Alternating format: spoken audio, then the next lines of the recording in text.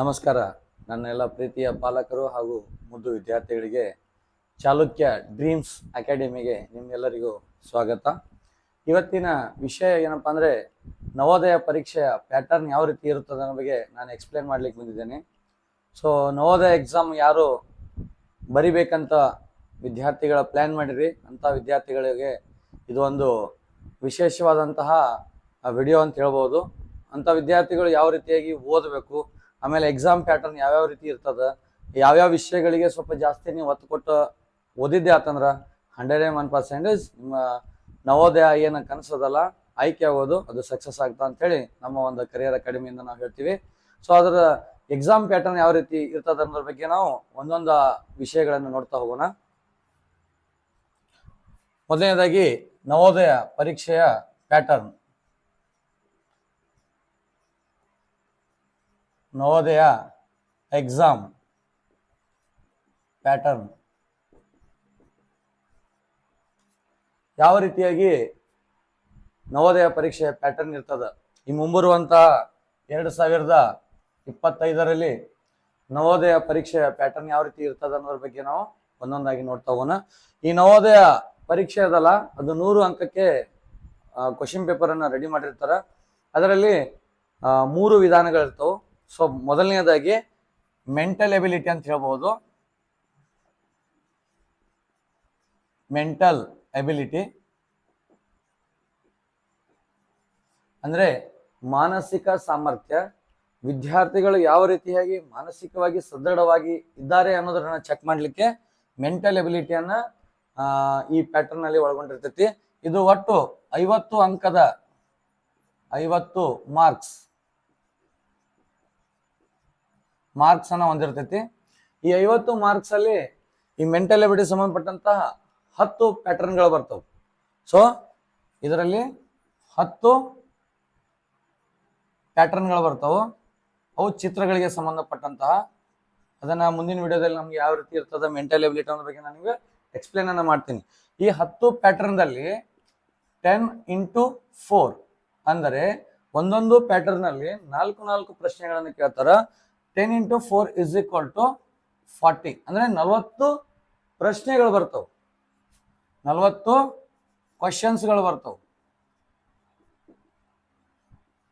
40 ಪ್ರಶ್ನೆಗಳು ಬರ್ತವೆ. ಈ ಪ್ರತಿಯೊಂದು 40 ಪ್ರಶ್ನೆಗಳಿಗೆ ಈ 40 ಪ್ರಶ್ನೆಗಳಿಗೆ 1.25 ಅಂಕಗಳನ್ನ ನೀಡ್ತಾರೆ. ಅಂದ್ರೆ 50 ಅಂಕಗಳಾಗ್ತವೆ.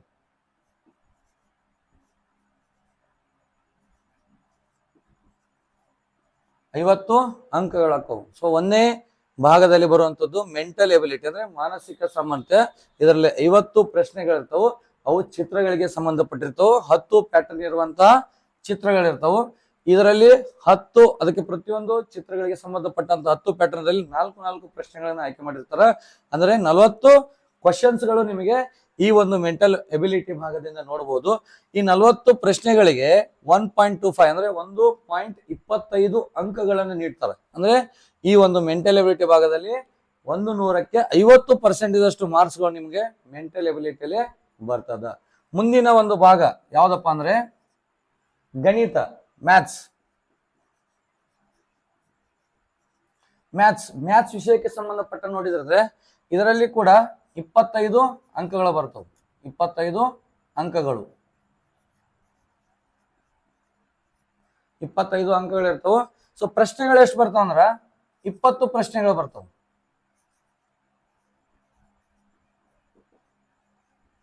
20 ಪ್ರಶ್ನೆಗಳು ಈ ಒಂದು ಎರಡನೇ ಭಾಗವಂತ ಮ್ಯಾಥಮೆಟಿಕ್ಸ್ ಅಂದ್ರೆ ಗಣಿತ ಭಾಗದಿಂದ 20 ಪ್ರಶ್ನೆಗಳು ಬರ್ತವೆ. 25 ಅಂಕಕ್ಕೆ ಇರ್ತದ. ಸೊ 20 ಪ್ರಶ್ನೆಗಳಿಗೆ 20 × 1.25 ಮಾರ್ಕ್ಸ್ ಇರ್ತದ. ಅಂದರೆ 25 ಮಾರ್ಕ್ಸ್ಗಳು ಈ ಒಂದು ಮ್ಯಾಥ್ಸ್ ಭಾಗದಿಂದ ಅಂದ್ರೆ ಗಣಿತ ಭಾಗದಿಂದ ನಿಮಗೆ 25 ಅಂಕಗಳು ಬರ್ತವೆ. ಈಗ ಇದು 50 ಅಂಕಗಳು ಮೆಂಟಲ್ ಎಬಿಲಿಟಿ ಆಯ್ತು. 25 ಅಂಕ ಮ್ಯಾಥ್ಸ್ ವಿಷಯ ಆಯ್ತು. ಅಂದ್ರೆ ಇನ್ನ 25 ಅಂಕ ಯಾವ್ದ್ರಿಂದ ಬರ್ತದೆ ಅಂದ್ರೆ ಲ್ಯಾಂಗ್ವೇಜ್ ದಿಂದ. ಯಾವುದು? ಲ್ಯಾಂಗ್ವೇಜ್, ಮೂರನೆಯ ಭಾಗ. ಸೊ ಭಾಷೆ, ಈ ಭಾಷೆಗೆ ಸಂಬಂಧಪಟ್ಟಂತದ್ದು ಏನ್ ಬರ್ತಾವಪ್ಪ ಅಂದ್ರ ಇದು 25 ಅಂಕದ್ದು ಬರ್ತದ. 25 ಮಾರ್ಕ್ಸ್. ಸೊ 25 ಮಾರ್ಕ್ಸ್ ಅಲ್ಲಿ ಈ ಭಾಷೆಗೆ ಸಂಬಂಧಪಟ್ಟಂತೆ 4 ಪ್ಯಾಸೇಜ್ ಅನ್ನ ಕೊಡ್ತದ. 4 ಪ್ಯಾಸೇಜ್ ಅನ್ನ ಅದು ಯಾವ ರೀತಿ ಇರ್ತದ, ನಿಮ್ಮ ಭಾಷಾ ಸಾಮರ್ಥ್ಯವನ್ನ ಅಳಿಲಿಕ್ಕೆ ಎಷ್ಟರ ಮಟ್ಟಿಗೆ ವಿದ್ಯಾರ್ಥಿಗಳು ಭಾಷೆಯನ್ನ ತಾವು ಗ್ರಹಿಸಿಕೊಳ್ತಾರ ಆ ಒಂದು ಜ್ಞಾನವನ್ನು ಇಟ್ಕೊಂಡು 25 ಅಂಕಗಳು ಇರ್ತಾವ. ಇದರಲ್ಲಿ 4 ನಿಮಗೆ ಪ್ಯಾಸೇಜ್ ಅನ್ನ ಕೊಡ್ತಾರ. 4 ಪ್ಯಾಸೇಜ್ಗಳಿಗೆ ತಲಾ 5 ಪ್ರಶ್ನೆಗಳಿರ್ತಾವ. 4 ಪ್ಯಾಸೇಜ್ ಅಲ್ಲಿ ತಲಾ 5 ಪ್ರಶ್ನೆಗಳಿರ್ತಾವ. ಅಂದ್ರೆ 20 ಪ್ರಶ್ನೆಗಳಿರ್ತಾವು. ಸೊ 20 ಪ್ರಶ್ನೆಗಳಿರ್ತಾವು. ಕ್ವಶನ್ಸ್ ಅನ್ನ ನಿಮಗ ಇದರಲ್ಲಿ ಕೇಳಾಗ್ತದ. ಈ ತಲಾ 20 ಪ್ರಶ್ನೆಗಳಿಗೆ ಅದೇ ಮೊದಲಿನ ತರ 1.25 1.25 ಮಾರ್ಕ್ಸ್ ಅನ್ನ ಕೊಡ್ಲಾಗ್ತದ. ಅಂದ್ರೆ 25 ಮಾರ್ಕ್ಸ್ಗಳು ನಿಮಗೆ ಈ ಒಂದು ಯಾವ್ದು ಭಾಗ, ಲ್ಯಾಂಗ್ವೇಜ್ ಭಾಗದಿಂದ ಬರ್ತದ. ಹಾಗಾಗಿ ವಿದ್ಯಾರ್ಥಿಗಳೇ, ನಾನು ಹೇಳ್ತಿರೋದು ಮೆಂಟಲ್ ಎಬಿಲಿಟಿ, ಮ್ಯಾಥ್ಸ್ ಮತ್ತು ಲ್ಯಾಂಗ್ವೇಜ್ ಈ 3 ವಿಷಯಗಳನ್ನ ನೀವು ಸಂಪೂರ್ಣವಾಗಿ ತಿಳಿದುಕೊಂಡು ಸಂಪೂರ್ಣವಾಗಿ ಅರ್ಥ ಮಾಡಿಕೊಂಡು ನೀವು ಬರ್ದಿದ್ದಾಯ್ತಂದ್ರೆ ನಿಮಗೆ 100 ಅಂಕಗಳು 100 ಮಾರ್ಕ್ಸ್ ನೀವು ಸುಲಭವಾಗಿ ಪಡೆಯಬಹುದು. ಇಲ್ಲ ಸರ್, ನಾವು ಇದರಲ್ಲಿ ಮೆಂಟಲ್ ಎಬಿಲಿಟಿ ನಾವು 50ಕ್ಕೆ 50 ತಗೋತೀವಿ, ನಮ್ ಸೆಲೆಕ್ಷನ್ ಆಗ್ತದ? ಇಲ್ಲ, ಈ 3 ಭಾಗಗಳನ್ನ ನೀವು ಬರೆಯಲೇಬೇಕು. ಏಕೆಂದರೆ ನೀವು ಸ್ಕೋರ್ ಚೆನ್ನಾಗಿ ಮಾಡಿದರೆ ಮಾತ್ರ ನೀವು ಸೆಲೆಕ್ಷನ್ ಆಗ್ತದೆ. ಸರ್, ನಾವು ಇದು ಮೆಂಟಲ್ ಎಬಿಲಿಟಿ ಮತ್ತು ಮ್ಯಾಥಮೆಟಿಕ್ಸ್ ಎರಡೂ ಕೂಡಿಸಿದ್ರೆ ನಾವು ಈ 2 ಭಾಗದಿಂದ 75 ಅಂಕಗಳ ತಗೋತೀವಿ. ಸೊ 75 ಮಾರ್ಕ್ಸ್ ಅನ್ನು ನಾವು ತಗೋತೀವಿ, ನಮ್ದು ಸೆಲೆಕ್ಷನ್ ಆಗ್ತದ? ಇಲ್ಲ. ಯಾಕಂದ್ರೆ ಸಂಪೂರ್ಣ 100ಕ್ಕೆ ನೀವು ಪರೀಕ್ಷೆಯನ್ನು ಬರೆದಿರ್ತೀರಿ. ನೀವು ಒಂದು ಮೆರಿಟ್ ಲಿಸ್ಟ್ ಅಲ್ಲಿ ಬರಬೇಕಾದ್ರೆ ಈ 3 ಭಾಗಗಳನ್ನ ಬರೀಬೇಕು. ಅಂದಾಗ ನಿಮ್ಗೆ ಸ್ಕೋರ್ ಚೆನ್ನಾಗಿ ಆಯ್ತಂದ್ರೆ ಮಾತ್ರ ನೀವು ಆಯ್ಕೆಯನ್ನ ಆಗ್ತೀರಿ. ಹಾಗಾಗಿ ಈ 3 ವಿಷಯಗಳಿಗೆ ಸ್ವಲ್ಪ ನೀವು ಗಮನವಿಟ್ಟ ಓದಿದ್ದೆ ಆತಂದ್ರ ಈಗ ಈ ಮೆಂಟಲ್ ಎಬಿಲಿಟಿಲಿ ಯಾವ ರೀತಿ ಪ್ರಶ್ನೆಗಳು ಬರ್ತಾವ ಅನ್ನೋದನ್ನ ನಾನು ನೆಕ್ಸ್ಟ್ ವಿಡಿಯೋದಲ್ಲಿ ಹೇಳ್ತೀನಿ. ಜೊತೆಗೆ ಮ್ಯಾಥಮೆಟಿಕ್ಸ್ ಅಲ್ಲಿ ಯಾವ ರೀತಿಯಾಗಿ 25 ಅಂಕಗಳನ್ನ ನಾವು ಪಡಿಬಹುದು, ಅಂದ್ರೆ 20 ಕ್ವಶನ್ಗಳಿಗೆ ನಾವು ಯಾವ ರೀತಿಯಾಗಿ ಉತ್ತರವನ್ನ ಬರೀಲಿಕ್ಕೆ ನಾವು ತಯಾರಿ ಆಗ್ಬೇಕು, ಯಾವ ಪಾಠಗಳನ್ನ ಓದಬೇಕು, ಯಾವ ಪುಸ್ತಕಗಳನ್ನ ಓದಬೇಕು ಅನ್ನುವಂಥ ವಿಷಯವನ್ನ ನಾನು ಒಂದೊಂದು ಪಾಠಗಳಂತೆ ನಾನು ನಿಮ್ಗೆ ಮುಂದಿನ ವಿಡಿಯೋದಲ್ಲಿ ಹೇಳ್ತೀನಿ. ಜೊತೆಗೆ ಲ್ಯಾಂಗ್ವೇಜ್ ಅಲ್ಲಿ ಈಗ 25 ಮಾರ್ಕ್ಸಿಗೆ ನಿಮಗೆ ಪ್ಯಾಸೇಜ್ ಅನ್ನ ಕೊಡ್ತಾರೆ. ಸೊ ಒಂದು ಪ್ಯಾಸೇಜ್ ರಿಪೀಟ್ ಇನ್ನೊಂದು ಬರುದಿಲ್ಲ, ಯಾವಾಗ್ಲೂ ಬರುದಿಲ್ಲ.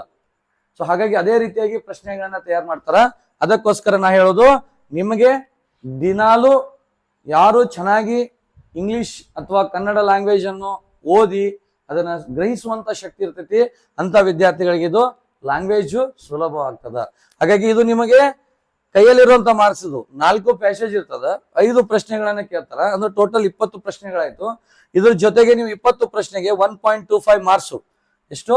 1.25 ಮಾರ್ಕ್ಸ್ ಅಂದ್ರೆ ನಿಮಗೆ 25 ಅಂಕಗಳು ನಿಮಗೆ ಸಿಗುತ್ತಾವು.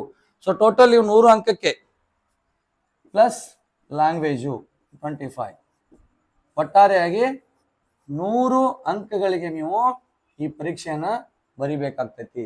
ಹಾಗಾಗಿ ಯಾರು ನವೋದಯ ಪರೀಕ್ಷೆಗೆ ಬರೆಯಲು ತಯಾರಿಯನ್ನು ನಡೆಸ್ತಾ ಇದ್ದೀರಿ, ಸೊ ಇದೇ ಪ್ಯಾಟರ್ನ್ ನಲ್ಲಿ ನೀವು ಚೆನ್ನಾಗಿ ಗಮನವಿಟ್ಟು ಅಭ್ಯಾಸ ಮಾಡಿದ್ದಾತಪ್ಪ ಅಂದ್ರ ಈ ಎಕ್ಸಾಮ್ ಅನ್ನ ನೀವು ಸಲೀಸಾಗಿ ಪಾಸ್ ಆಗಬಹುದು.